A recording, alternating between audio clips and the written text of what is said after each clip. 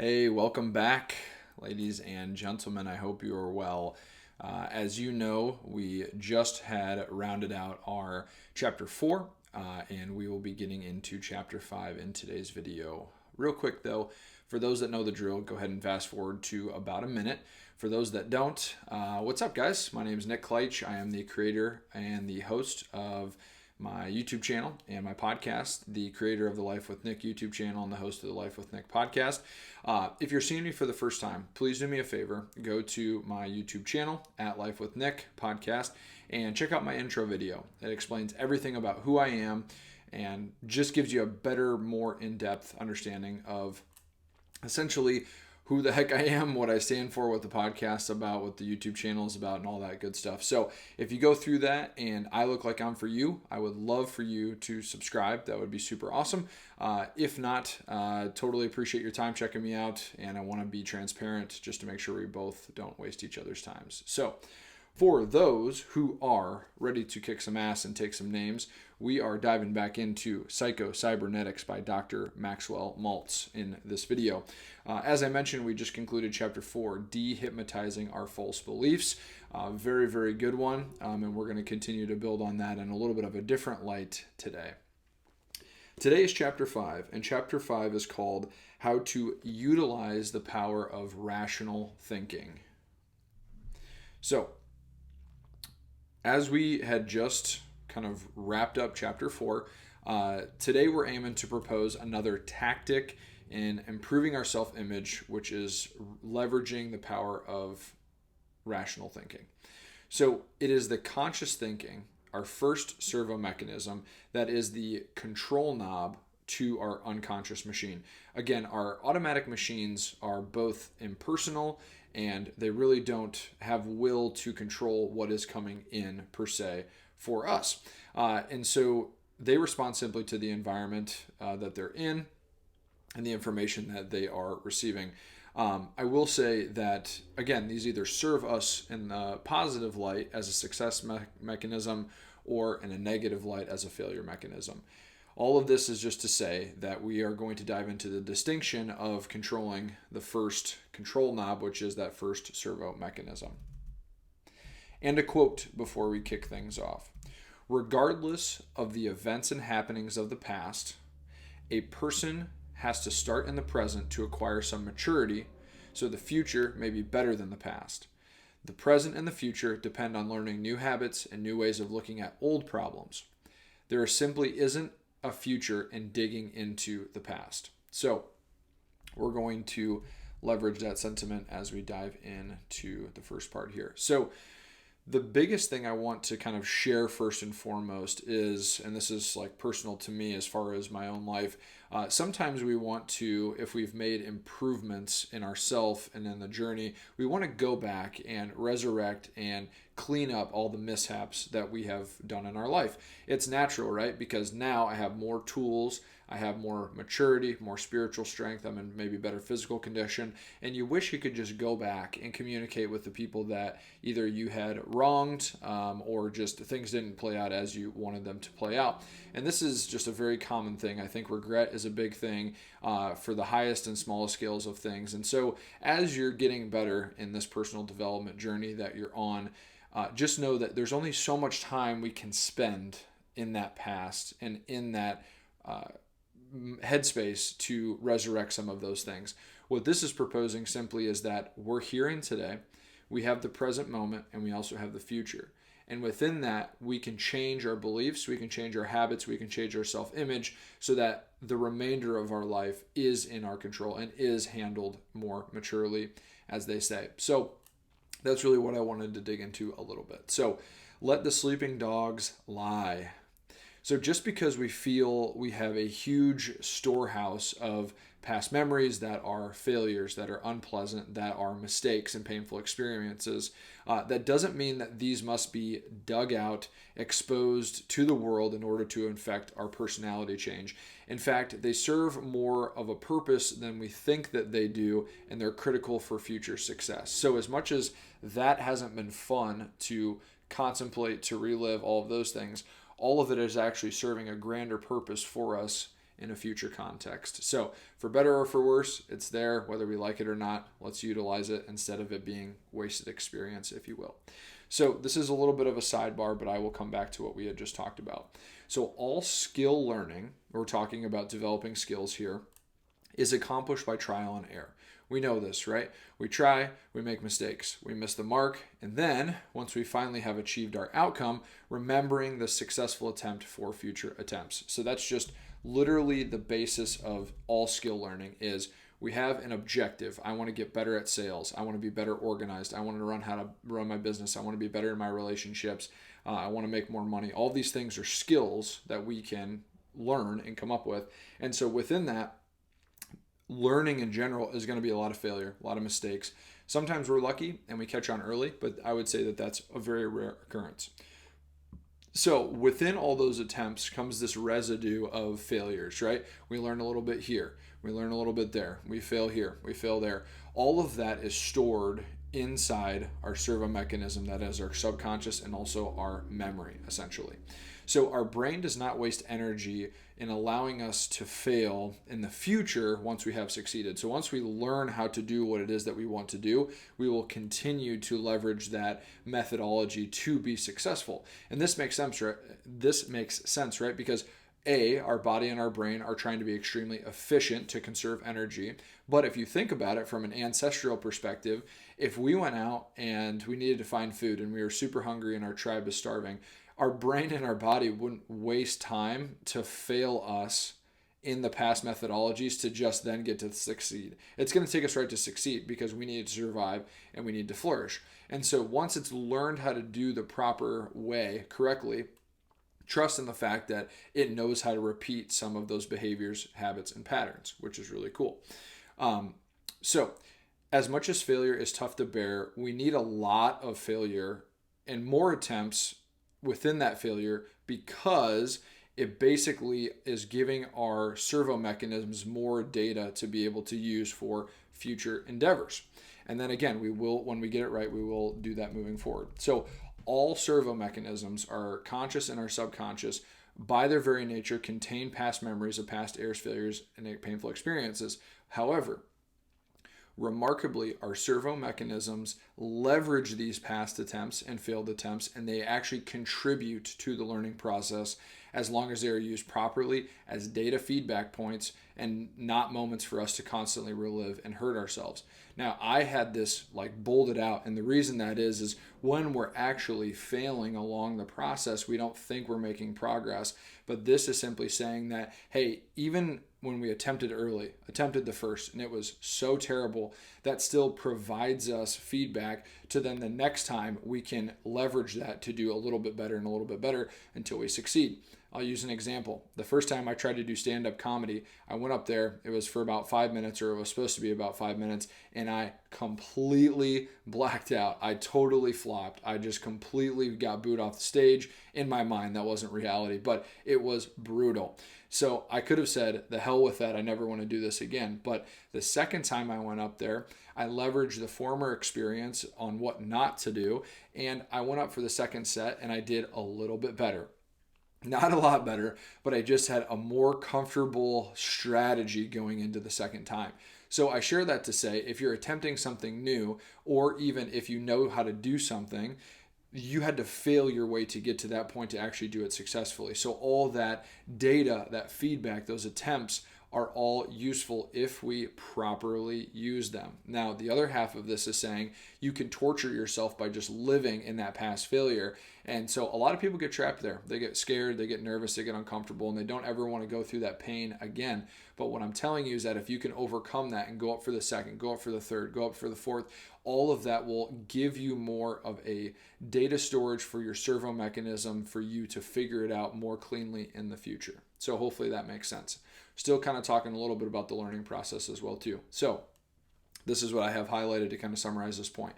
It is imperative that we store and input data into our servo mechanism for future use. The more failed and success attempts we have, the more data our servo mechanism can use to help us course correct in the future because that servo mechanism has more data to pull from. It is similar to AI in the sense of more computing power it has, the better it gets. So really that drives home the point that, and even from like a strategic perspective, the more that we fail and succeed, but we're talking with here, the more we do this, the more that servo mechanism can pull from into future successful opportunities. So it's critical. It is critical. Another nice sentiment here from the book. Our errors, mistakes, and failures are necessary steps in the learning process. We've talked about that. They aren't meant to be the means to, they are meant to be, sorry, let me pause there. They are meant to be a mean to an end. However, that's not the end themselves. When they have served their purpose, they should be forgotten. So this is saying because we failed, that's not the end of everything. That's just a mean to the end of that experience. And then from there, we get to continue on to get better and better and better. So again, if you've done something in your life where you failed, you've tried one time, it was super ugly. When I started making content, first couple videos were horrendous. I didn't put them out there. I was so uncomfortable. However, I took a piece from each one of those and slowly started to progress into finding the groove in which I later used for the progress that needed to be made. So failure is actually gold in this sense because we're just looking for volumes of good feedback and data to strategically learn from to then get to where we want to be. Now, if we consciously dwell on errors or consistently feel guilty about the errors or failures, we will live consistently in our minds as long as we give that power, okay? The unhappiest of mortals, and this is from the book, is an individual who constantly lives in the past, in that data, in that graveyard, I'll call it, over and over in their imagination, wishing they could go back and change things. Of course, everyone feels that way. This can become insanity, as one could, in theory, spend the rest of their waking days going back every day and reliving their past failures and their past regrets. They could be quite literally wasting present time and wanting to go back, and so they're literally just wasting their life away in some sense. That's why I call it insanity, because you're literally wasting all the present time that you would have to be accomplishing these great things.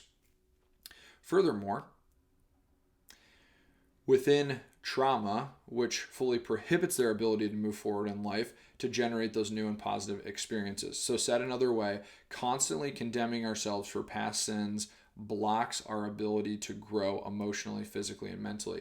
So not only are they wasting days potentially by reliving the same day over in their mind of their past failures and mistakes, with that, if they don't close the chapter on that, they're also prohibiting growth. They're prohibiting maturity. They're prohibiting progress. All of those things. So it's almost a double-edged sword of, hey, the more time we spend back here, okay, whether this is a large pool of regret or a small pool of regret, we are prohibiting ourselves in the future to not only growing, but to live presently and fully in the future. Continually criticizing yourself for past errors does not help in this matter. And also, it tends to perpetrate the very behavior you're trying to change. That's the author saying it like a slap in the face. It perpetrates the change that you're trying to actually make by doing that. Memories of past performances can adversely affect present performances in the essence of, if I failed yesterday, then I will fail today. However, we're not trying to get into that headspace as we learn about rational thought and we learn about some of these other things. So I'm teaching this to you in order to lay the groundwork for why rational thought could be a relevant method that you use to increase your self-image and work on some other principles in this book. To conclude, if we victimize ourselves, it is by our conscious thinking mind, our control knob, and not by the unconscious. For it is within the thinking part of our personality that we draw conclusions and select goal images that we shall concentrate upon. So basically what this is saying is that because the conscious thought and the first servo mechanism is what controls our goal imaging, if we're wasting all that time in the past, we can never create, we can never design, we can never generate energy to be better in the future. So this has been slightly redundant, but the more time here, this is a library for learning. It's not where we're spending our time. Okay, just to round out, the minute we change our minds and stop giving power to the past, and the past with its mistakes, it loses that power over us. So imagine if you're turning back this way and you have a headlamp on and all that light is shining on the past failures, and everything that you're fixated on, then we're losing time in the present again, and we're also not activating that same thing to go to the whiteboard to say, what do we want to create and design from here on out so we don't live and gain more negative experiences. That's the power of this book.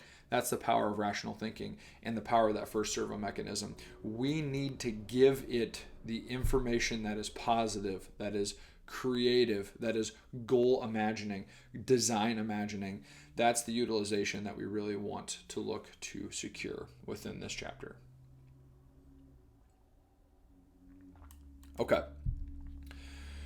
So now I'm going to share with you 2 thought ideas of just exercises that either you can use, you can take from, you can build from, but the book had a good couple of them. And so this is the first of the 2. And it says, ignore past failures and forge ahead.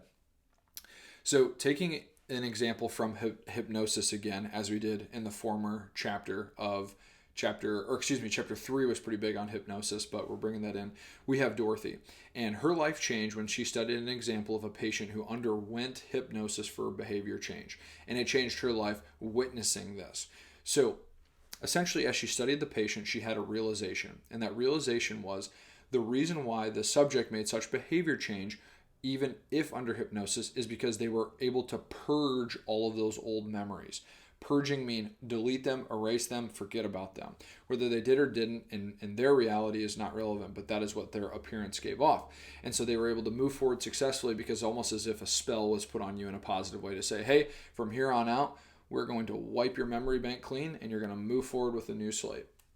So Dorothy thought to herself, if all that was possible under hypnosis, if ordinary people carried around with them talents, abilities, and powers that were held internally but not able to be showcased and expressed due to limiting beliefs, why couldn't the same person without hypnosis achieve a similar thought? Right? So great thought by her.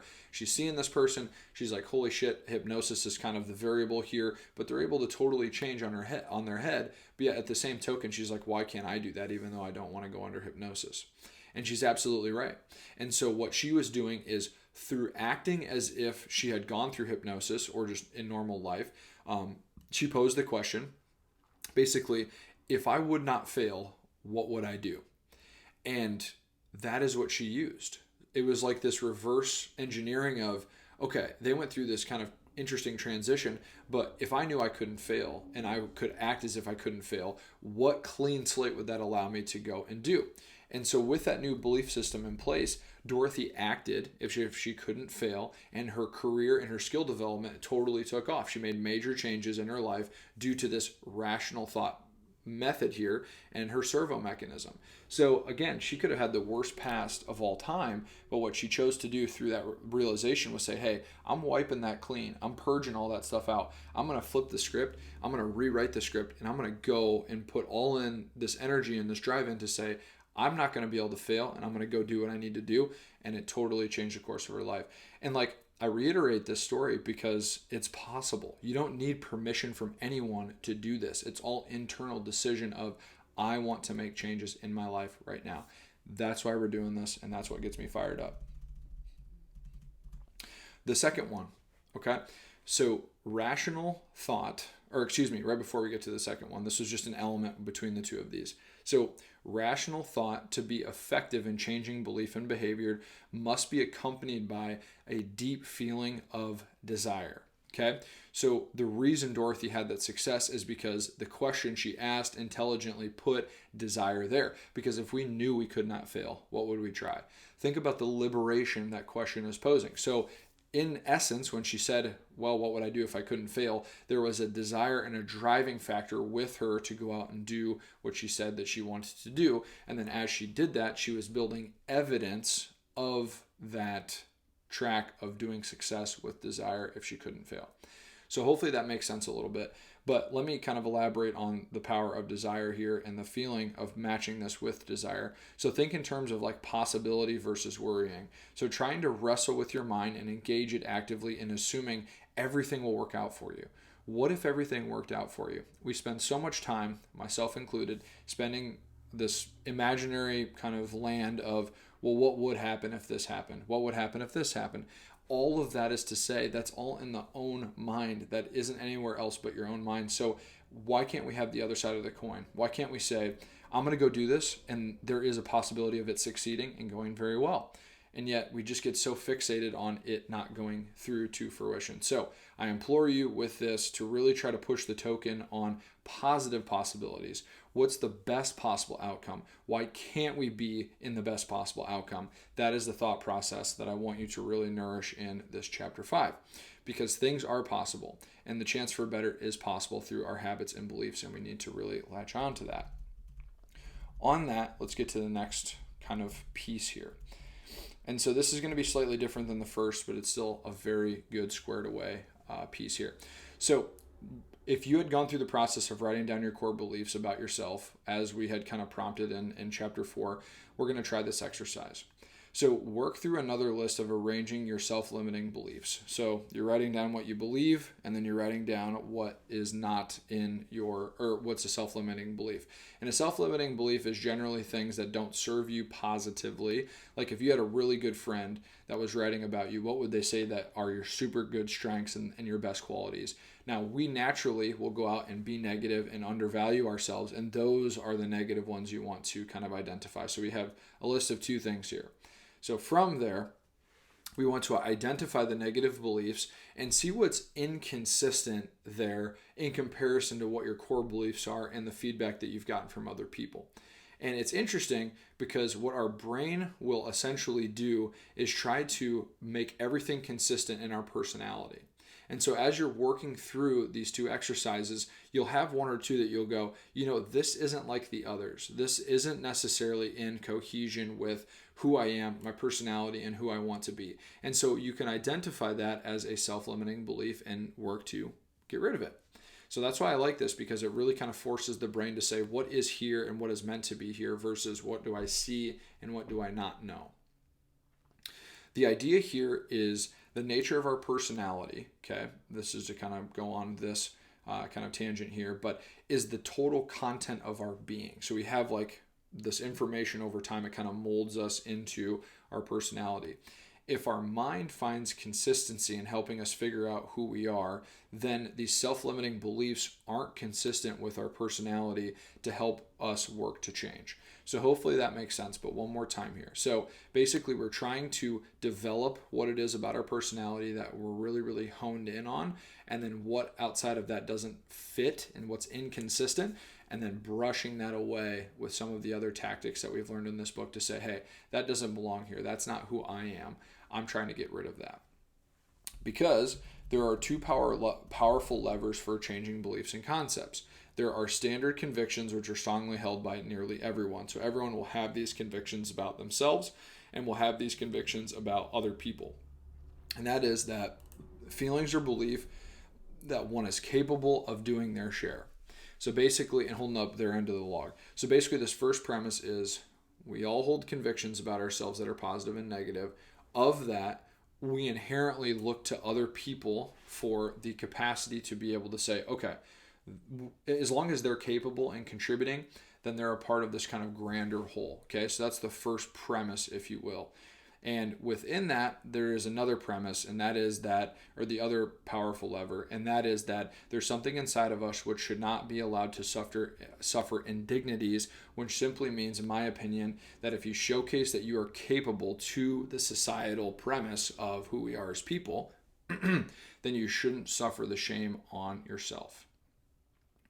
So that was kind of a little bit of left field, so let me come back to summarize on that. So basically we have 2 powerful levers outside of what we had just initially talked about, and what we're trying to do here is work on changing the belief and concepts within ourselves. And so basically, 1, there's a conviction that we have beliefs and that we're a person within society. The second is that as long as we're being capable and providing value to the world in some way, shape, or form, we're accepted into that world as it stands. And so by knowing we're capable and that we're doing the things that we're supposed to be doing with these convictions, we have this kind of negative serving mind that says, hey, basically, like, you're going to suffer these mental indignities because you're XYZ, or you're going through tough times, or whatever the case is. It's this other mind that's trying to play tricks on us. And this powerful kind of principle says, if you're capable, then you should never suffer some of these because you're doing what you're supposed to be doing. And this is kind of the battle that we face. So hopefully that makes sense. The last thing that we're going to touch on here before we get to the final wrap up is 3 questions that I would want to kind of pose for you. So as much as we did the list of the things that I proposed earlier in the video, and we have that content in front of us, another 3 things that we can do here is ask these questions. Question number 1, and this is just like your personality going through that totality exercise. Is there any rational reason for this belief? I'll say it one more time. Is there any rational reason for this belief? Okay. Number 2, could it be that I am mistaken in this belief? And this is more so referring to the self-limiting side of things. Is this a mistake in believing this? And then lastly, why should I continue to act and feel as if they were true? There is no good reason to believe it. One more time. Why should I continue to act and feel as if this were true if there is no good reason to believe it? And what these questions are driving into is that, again, we're creating self-limiting beliefs on ourselves. And through the power of rational thought and rational question asking, we're saying, are these actually true or are these made up in our mind? Most of the time, they're made up in our mind and they're not actually rationally true about ourselves. So you can use these 3 questions to verify some of those self-limiting beliefs. Okay. Last but not least, into our kind of conclusion here.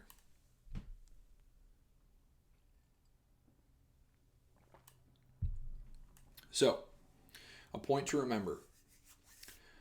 Our servo mechanism, both of them, as we talked about, function both as success and as a failure mechanism, depending on the goals and data we give it to process. Mind you, all of the information in our thoughts and our beliefs are coming through to that subconscious, through that control knob that is our conscious thought.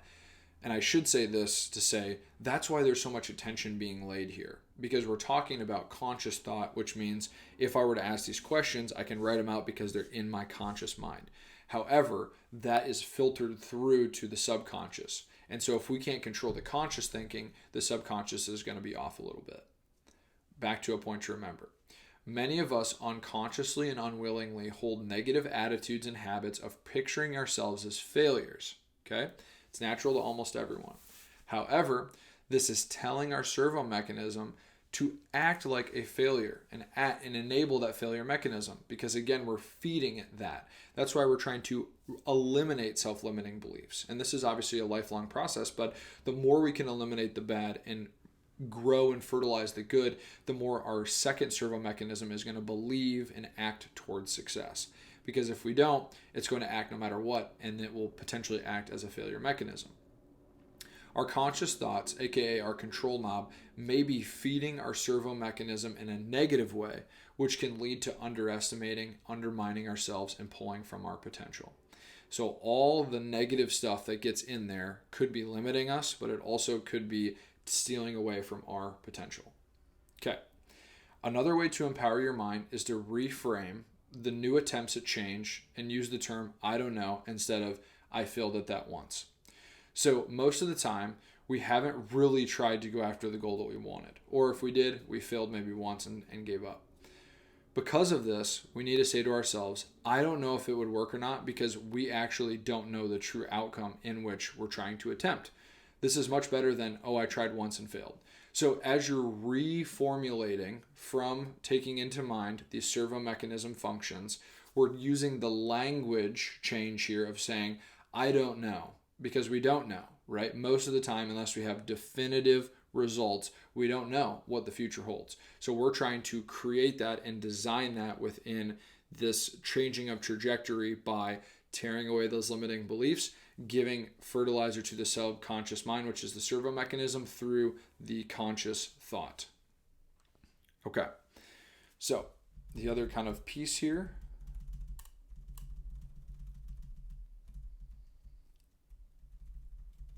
Okay. Sorry, I needed to kind of gather myself. All right. So, It is the job of your conscious mind, your first servo mechanism, to pay strict attention to the task at hand, to what you're doing, and to what's going on around you. So it can sense out the environment essentially. It does that so it can keep our automatic mechanism, our second servo mechanism, currently advised with what's going on and allowing it to respond spontaneously. This is to our benefit.